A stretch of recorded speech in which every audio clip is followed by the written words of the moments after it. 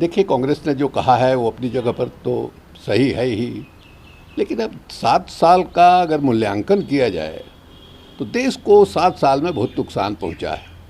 देखिए, एक तो सांप्रदायिक तनाव जो है पूरे देश में फैला है।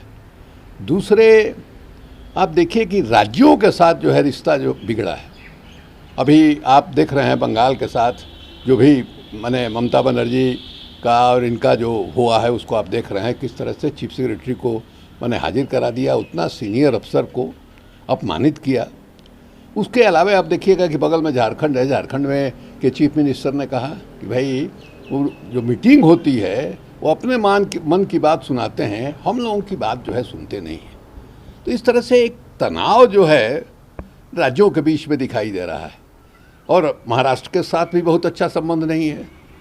तो ये एक सबसे बड़ा नुकसान हुआ है। दूसरे, आपको अर्थव्यवस्था जो है पटरी से उतर गई और ये पैंडेमिक है, इसके वजह इसका तो प्रभाव पड़ा ही। इसके पहले जो है जिस ढंग से नोटबंदी हुई, नोटबंदी ने देश को तबाह करके रख दिया।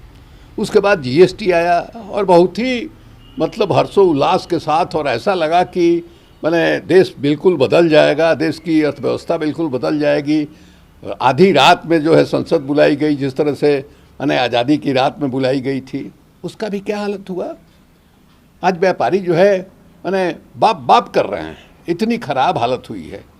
और अभी जो पैंडेमिक आया इसमें तो मैंने देश की इतनी बदनामी हुई, देश बिल्कुल नंगा हो गया। भले बताइए, मैंने नदियों में लाश तैर रहा है, जो है कौवा, चील, कुत्ता लाश खा रहा है साहब, ऐसी स्थिति पैदा हो गई।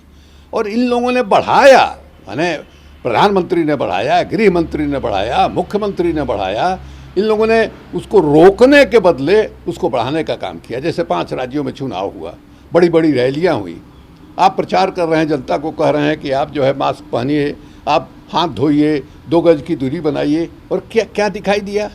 न हो मैंने प्रधानमंत्री मास्क पहन रहा है, न गृह मंत्री मास्क पहन रहा है।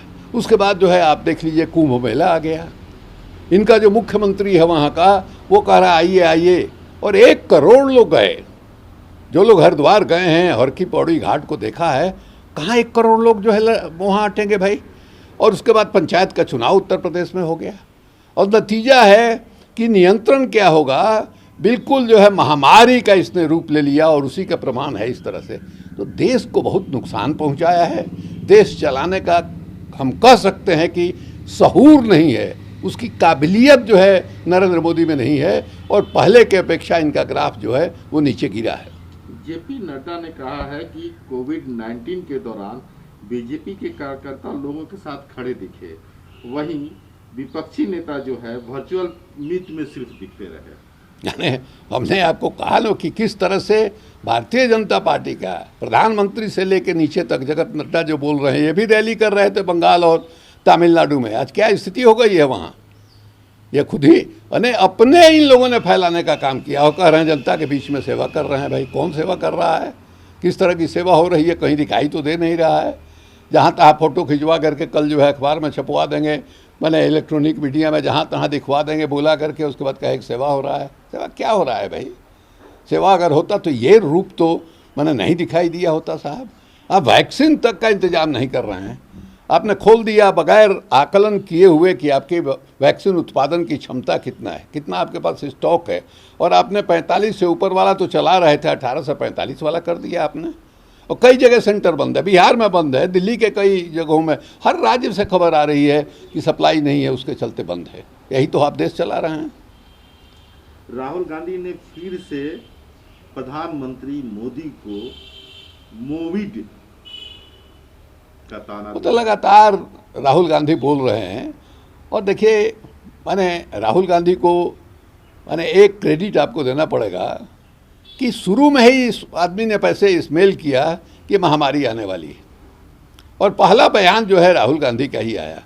उसके बाद हमको याद है कि हमारे स्वास्थ्य मंत्री हर्षवर्धन जी जो है, उन्होंने टॉन्ट किया राहुल गांधी पर कि देश को डरा रहे हैं, भय का वातावरण क्रिएट करना चाहते हैं, और उसका नतीजा क्या हुआ दिखाई दे रहा है साहब।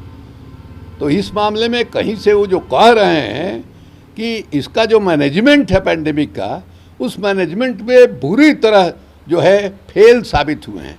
आप देखिए, कहीं आप कल्पना कर सकते हैं कि 150 रुपये में भारत सरकार जो वैक्सीन ले रही है उसको माने राज्य सरकारों को कहा जा रहा है कि आप 300 रुपये में लीजिए, निजी अस्पतालों को कहा जा रहा है कि आप 600 रुपये में लीजिए।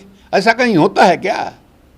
ये दाम का इस तरह से लूट करने का है, जो कंपनियां हैं इनको आपने इजाज़त दिया है, ये स्थिति है। और चारों तरफ दिखाई दे रहा है ऑक्सीजन के अभाव में लोग जो है मर गए हैं, एक एक सांस के लिए लोग तड़प करके मरे हैं। यही लोगों का मैनेजमेंट है।